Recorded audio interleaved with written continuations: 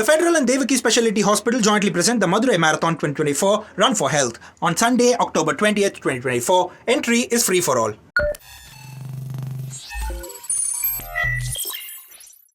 Hello and welcome to The Federal. Uttar Pradesh Chief Minister Yogi Adityanath recently announced that all eateries, diners and food centers will have to display the names of their operators, proprietors and managers.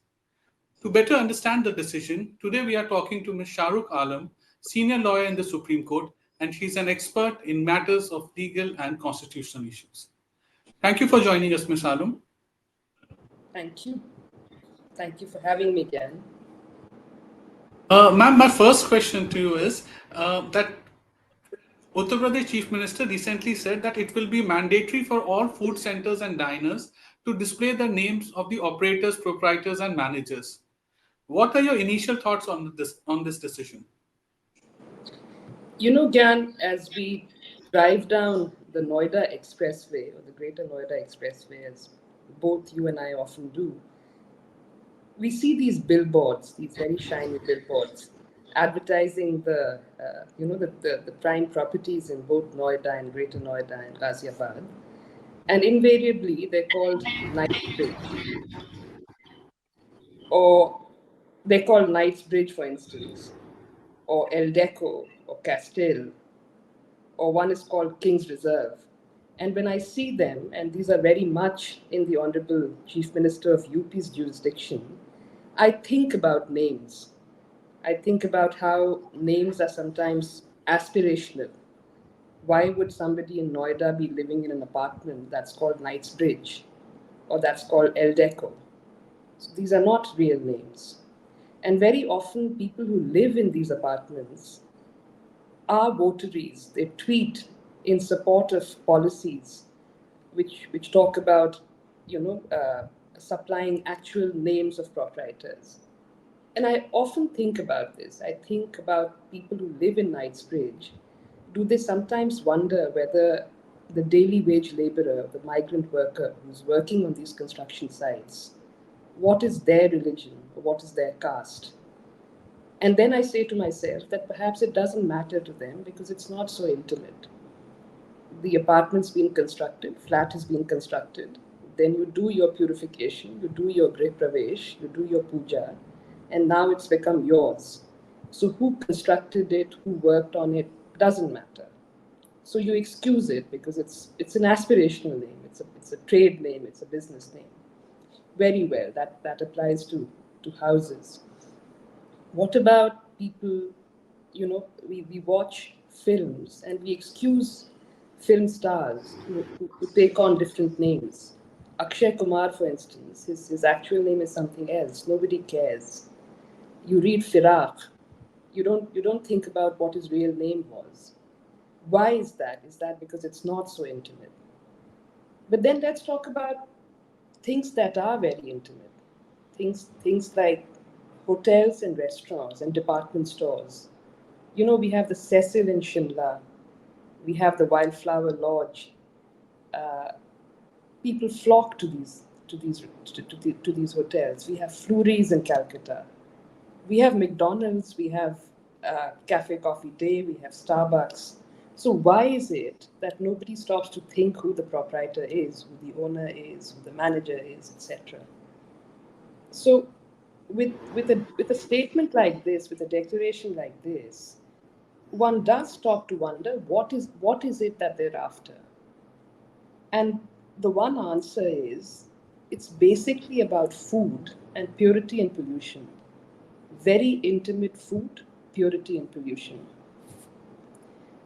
And then the next question is that it's not even just that, it's about wanting to know who's handling my food, who's cooking my food, who's serving my food.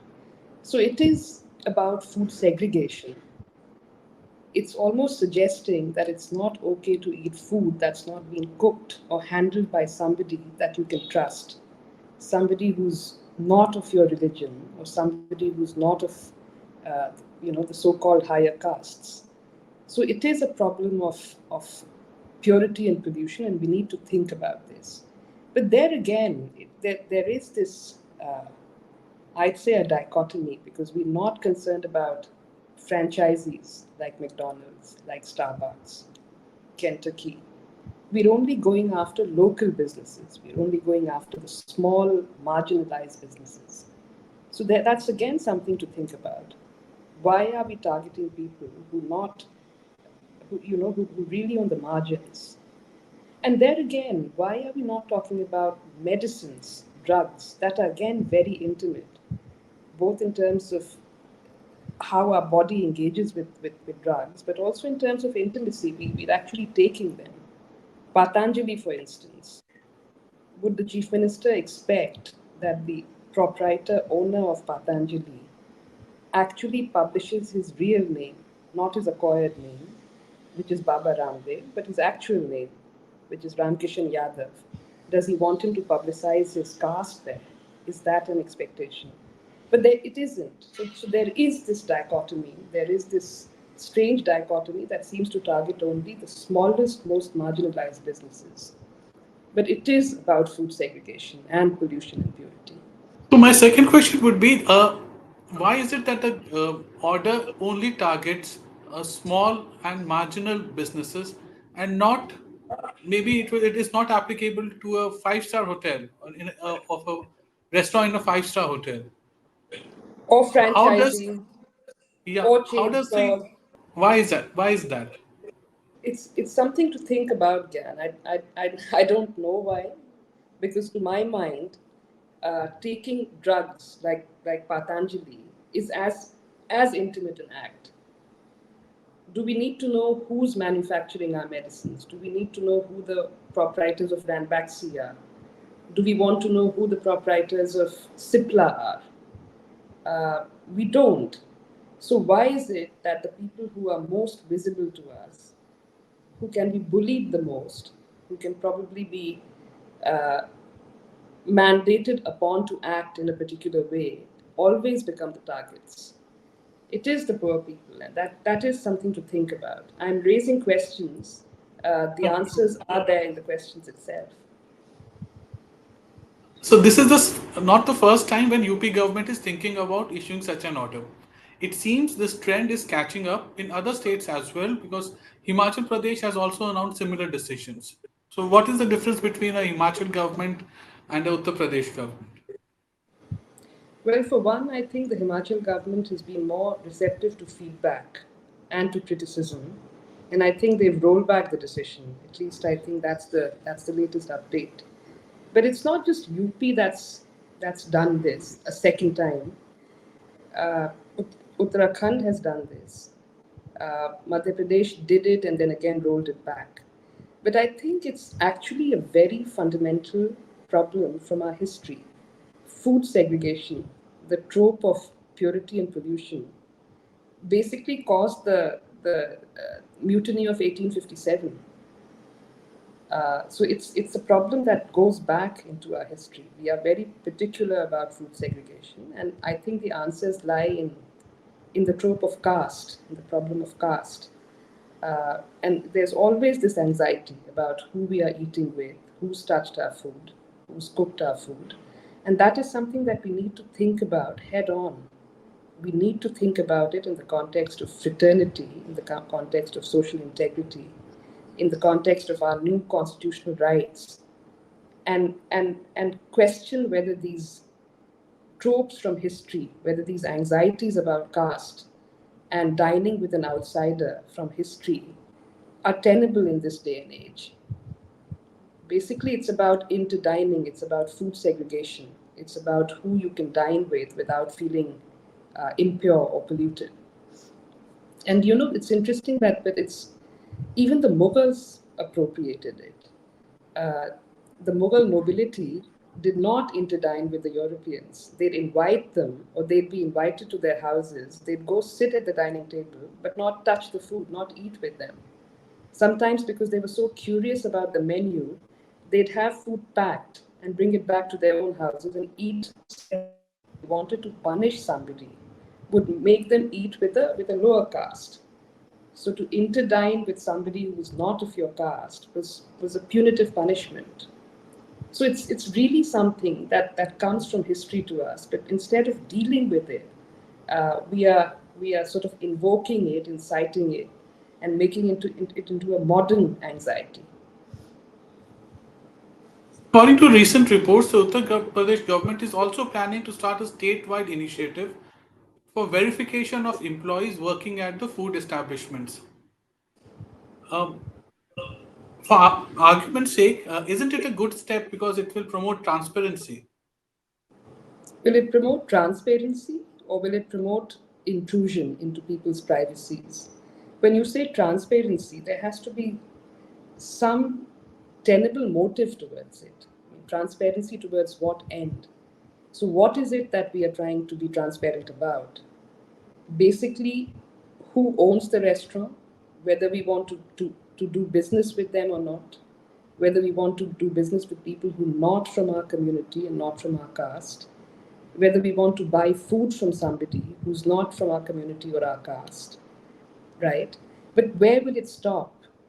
We will get to know that the food is being cooked by someone who's probably Muslim or Dalit, or not Muslim or Dalit, or it's being served by somebody who's of a particular caste or community. How will we get to know who's grown the vegetables? How will we get to know who's raised that poultry if it's a non vegetarian restaurant? How will we get to know who's delivered packaged food? Who was the tempo driver? So there's really no transparency here. It's actually very superficial.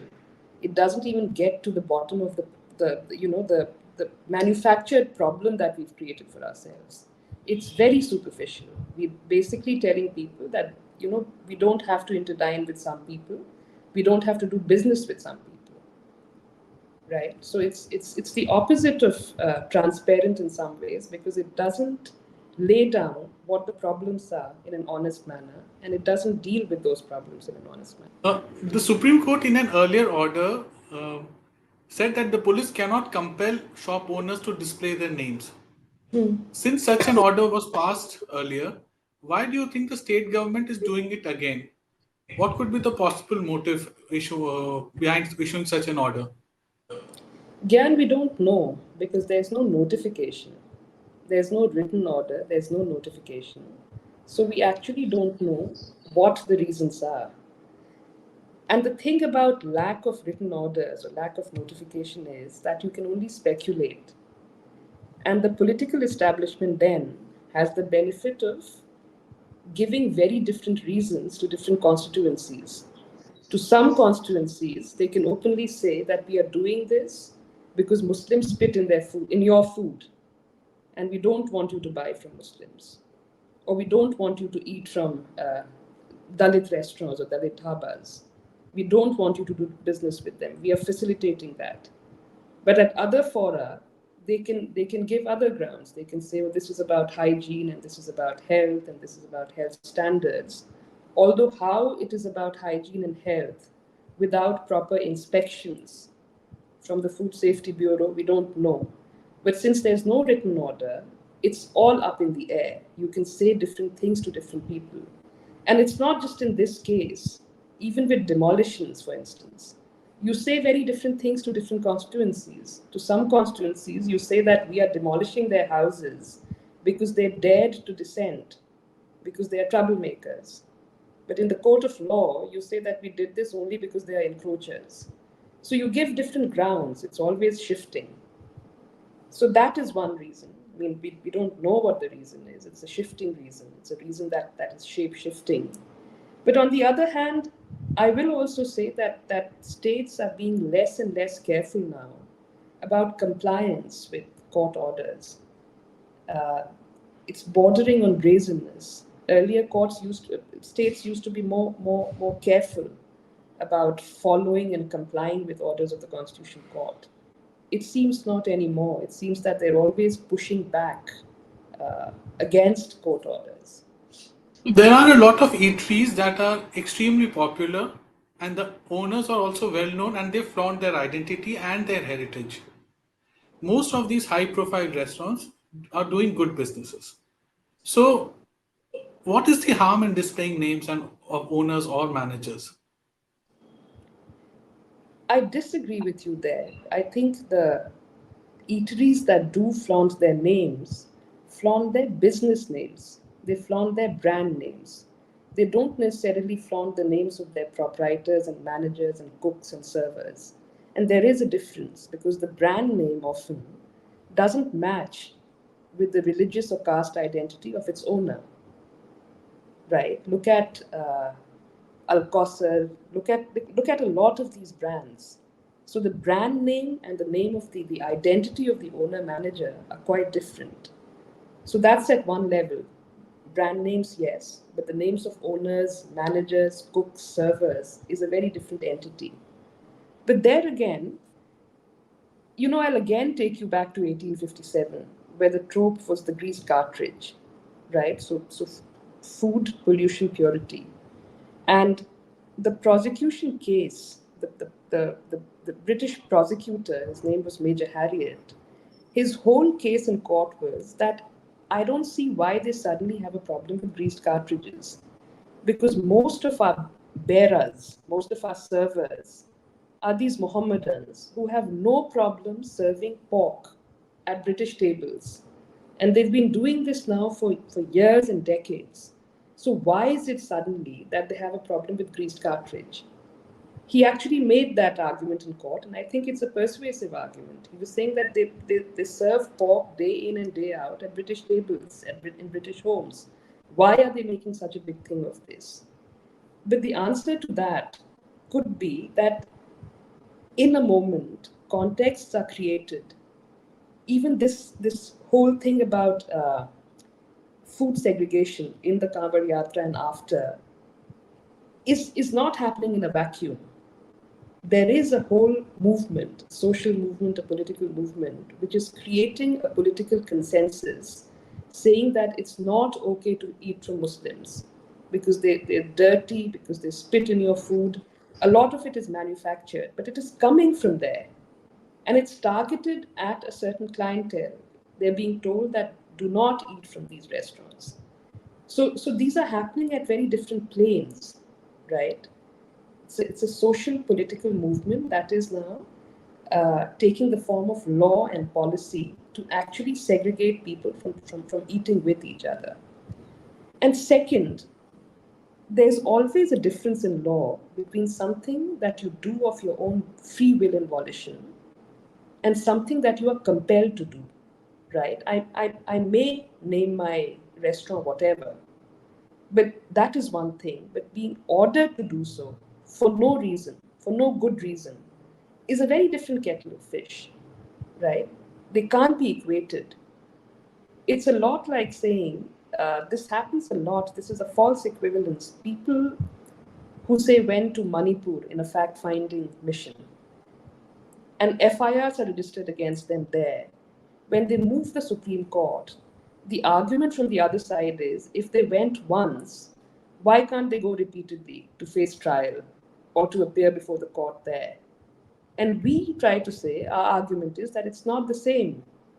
People going once for a particular reason to Manipur or wherever is not the same as them being compelled or harassed or punished by having cases filed against them in these distant places and being compelled to go over and over again. So again, it's very different. I think there's another false equivalence that is created, and the argument from the other side is that if halal food is okay, why is it not okay to want to know who the server is or who the cook is? But I again want to say that there's a big difference. One is about the nature of food, and the other is about the nature of the person serving it. So halal and the cook, the identity of the cook or the server are different.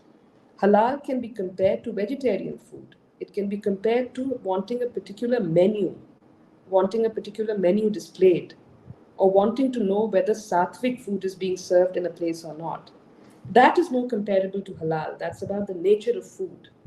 It's not comparable to wanting to know the identity of the person who's touched that food, right? Because that is in breach of fraternity. That's almost like untouchability. That is untouchability. That is a form of untouchability, which is completely unconstitutional. Thank you.